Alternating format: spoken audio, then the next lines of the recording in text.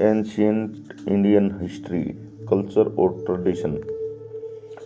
प्राचीन भारतीय इतिहास, संस्कृति और परंपरा के परिचय के बारे में विस्तार से समझने से पहले हमें यह जानना आवश्यक है कि इतिहास, संस्कृति, परंपरा का क्या मतलब है।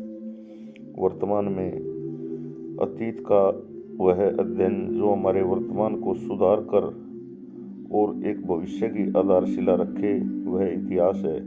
इतिहास में काल, व्यक्ति और स्थान और घटनाओं का विशिष्ट महत्व है।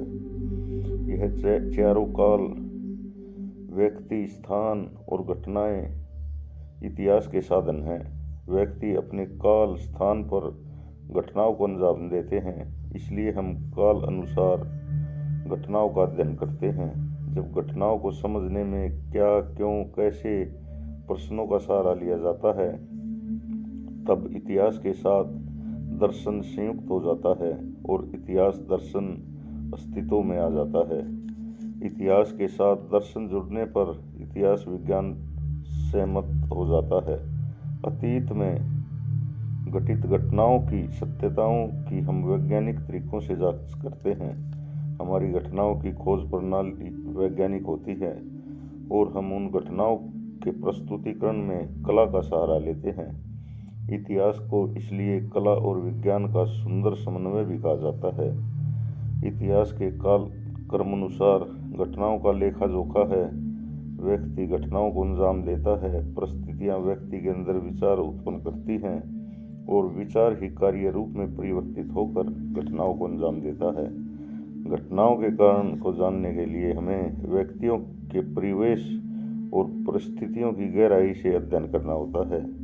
व्यक्तियों की संस्कृति और परंपराओं को समझना होता है, तभी हम घटनाओं का विश्लेषण कर पाते हैं। वैज्ञानिक दृष्टि से अतीत को खोजकर उसका तथ्यपरक विश्लेषण करके हम सही इतिहास सामने लाते हैं। जब हम इतिहास की बात करते हैं तो विशेषतः प्राचीन भारतीय इतिहास की, तो इसमें हमारी प्राचीन भारतीय संस्कृति और परंपरा का विशिष्ट महत्व है। भारत एक प्राचीन, समृद्ध सांस्कृतिक परंपरा का प्रतिनिधित्व करता है। भारत सांस्कृतिक परंपरा में नैतिक मूल्यों की बहुलता है। नैतिक मूल्य की बहुलता ने ही प्राचीन भारतीय संस्कृति परंपरा को गौरवमयी बनाया है। भारतीय प्राचीन इतिहास अंतर्निहित सांस्कृतिक मूल्य ही हमारी महत्वपूर्ण धरोहर है। संस्कृति शब्द का अर्थ है क्रय यानी करना, जो धातु से बना है। संस्कृति शब्द का अर्थ उत्तम या सुधरी हुई स्थिति है।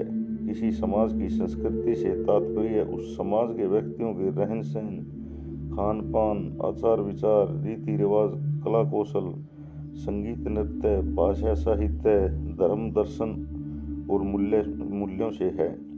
इस प्रकार संस्कृति समाज में गहराई तक व्याप्त गुणों के समग्र रूप का नाम है, जो उस समाज के सोचने और विचारने के कार्य करने के स्वरूप में अंतर्निहित होती है।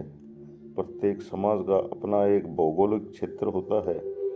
जब किसी भौगोलिक क्षेत्र में एक लंबे समय तक कतिपय लोगों का समूह अपने उक्त वर्णित विशिष्ट जीवन मूल्यों का निर्वाह करते हुए साथ साथ रहता है, तब जो विशेषताएं, जो पहचान उस जन समूह की बनती है, वह उस समाज की संस्कृति कहलाती है। संस्कृति के अंतर्गत हम उस समाज के आचार विचार, रहन सहन, रीति रिवाजों का समग्र अध्ययन करते हैं। टाइनवी जैसे इतिहासकारों और इमाइल दुर्खिम जैसे समाजज्ञानी ने कई देशों की संस्कृति का अध्ययन करके अपने ग्रंथों में उसे प्रस्तुत किया है। एक स्थान से दूसरे स्थान की संस्कृति में बहुत ज़्यादा अंतर होता है। संस्कृत भाषा में सम, उपवर्ग, पूर्वक, क्रय धातु में ती प्रत्यय के योग से संस्कृत शब्द उत्पन्न होता है। संस्कृति सम कृति अर्थात बहुत अच्छी तरह किए गए कार्य। इस प्रकार संस्कृति का अर्थ हुआ वह जो बहुत अच्छी तरह से, बहुत सुंदर तरीके से किया गया हो। यह संस्कृत भाषा का शब्द है जो भारत की विशिष्ट पहचान है। वस्तुतः भारत के ही नैतिक मूल्यों से ओतप्रोत संस्कृति की परिभाषा को चरितार्थ करती है। परंपरा का तात्पर्य हस्तांतरण से है। अंग्रेजी का ट्रेडिशनल शब्द हस्तांतरण करने की क्रिया ट्रेडिशनल से उत्पन्न होती है। जब एक पीढ़ी की संस्कृति और सांस्कृतिक मूल्य अपने ही पीढ़ी में हस्तांतरित होते हैं तब वह परंपरा बन जाती है। इस तरह परंपरा उन विचारों, आदतों, प्रथाओं और मूल्यों का योग है जो व्यक्तियों के समुदायों का होता है और एक पीढ़ी से दूसरी पीढ़ी में हस्तांतरित होता रहता है। परंपरा सामाजिक विरासत का एक भौतिक अंग है जो हमारे व्यवहार से स्वीकृत तरीकों से द्योतक है और इसकी निरंतरता पीढ़ी दर पीढ़ी हस्तांतरण की प्रक्रिया द्वारा बनी रहती है। यहाँ परंपरा को अभौतिक अंग इसलिए कहा गया है क्योंकि परंपरा के तहत पदार्थों का ही नहीं बल्कि विचारों, आदतों, प्रथाओं और रीति रिवाजों का समावेश होता है। परंपरा का अर्थ चिंतन है तथा विश्वास करने की विधि हस्तांतरण है। एक पीढ़ी से दूसरी पीढ़ी में परंपरा के साथ साथ प्रथा का हस्तांतरण भी होता रहता है।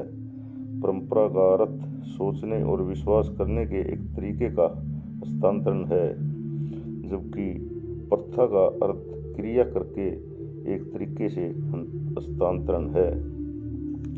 किसी भी जाति, समाज और देश की संस्कृति उन मूल्यों पर आधारित होती है जिसे उस जाति, समाज और देश के लोग न केवल मानते हों अपितु अपने जीवन में उनका आचरण करते हों।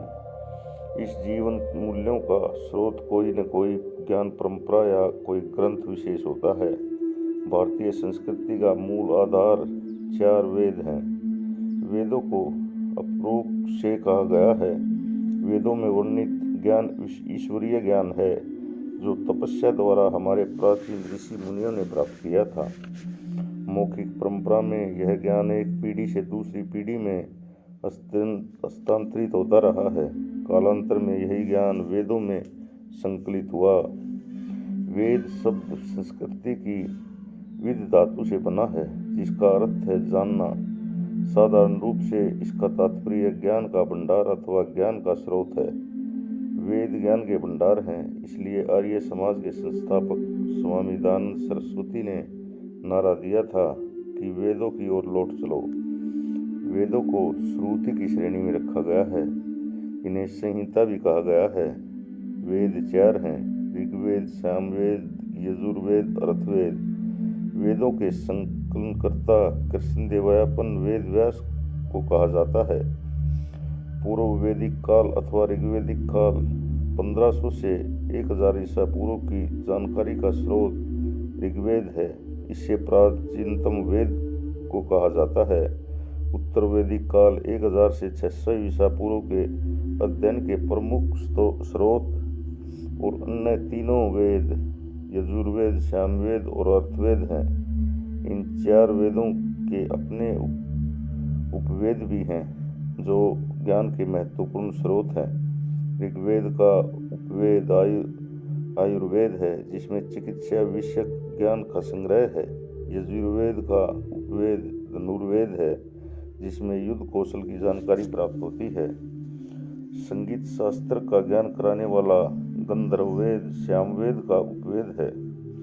अथर्ववेद का उपवेद सथर्ववेद है जिससे हमें वास्तुकला का ज्ञान प्राप्त होता है। वेदों को हमें वैदिक साहित्य के अंतर्गत ही रखते हैं। वेद साहित्य से तात्पर्य उस साहित्य से है जिसमें वेद, ब्राह्मण, आरण्यक और उपनिषद शामिल हैं, जिनका उल्लेख निम्न प्रकार से किया गया है। जैसे ऋग्वेद का अधिकांश भाव देव स्तुतियों से भरा हुआ है। इसमें कुछ मंत्र ऐतिहासिक घटनाओं का उल्लेख करते हैं। ऋग्वेद काल की एक प्रमुख घटना 10 राजाओं का युद्ध का उल्लेख ऋग्वेद में मिलता है। ऋग्वेद की 5 शाखाएं साकल, वास्कल, असौलायन, संख्यायन और मंडे हैं। ऋग्वेद में 10 मंडल और 128 सूतक और विभिन्न ऋषियों द्वारा रचित कुल 10,580 ऋचाएं हैं। गायत्री मंत्र का उल्लेख ऋग्वेद में ही पाया जाता है, जो 3रे मंडल में वर्णित है। नंबर 2 पर यजुर्वेद। यजुर्वेद में यज्ञों के नियमों और विधि विधानों के संकलन मिलता है। यह कर्मकांड प्रधान है। इन ग्रंथों में से आर्यों के सामाजिक धार्मिक जीवन का प्रकाश पड़ता है। यजुर्वेद की 2 निम्न शाखाएं हैं, शुक्ल यजुर्वेद, कृष्ण यजुर्वेद। आगे चलते हैं सामवेद। साम का शाब्दिक अर्थ है गान। इसमें मुख्यतः यज्ञों के अवसर पर गाए जाने वाले मंत्रों का संग्रह है। इसे भारतीय संगीत का मूल कहा जाता है।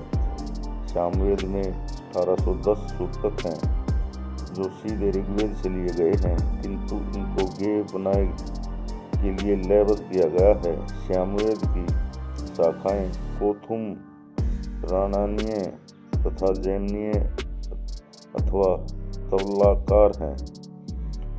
नंबर 4 पर अर्थवेद। भारतीय सांस्कृतिक परंपरा की दृष्टि से अर्थवेद का महत्व इसलिए अधिक है क्योंकि इसमें सामान्य मनुष्य के विचारों और अंधविश्वासों का उल्लेख मिलता है। इसमें कुल 731 श्लोक और लगभग 6000 पद हैं।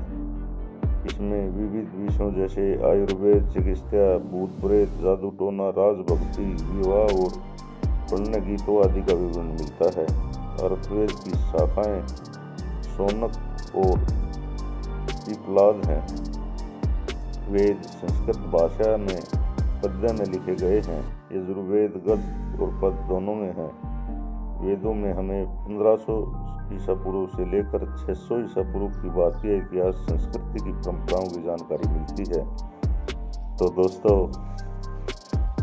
ये था भारत का प्राचीनतम इतिहास, यानी कि एंशिएंट हिस्ट्री, कल्चर और ट्रेडिशनल। तो ये इसके कुछ अंश थे। आपको कैसे लगे, कृपया मेरे वीडियो को लाइक और सब्सक्राइब करें और कमेंट करके ज़रूर बताएं। धन्यवाद। जय हिंद, जय भारत।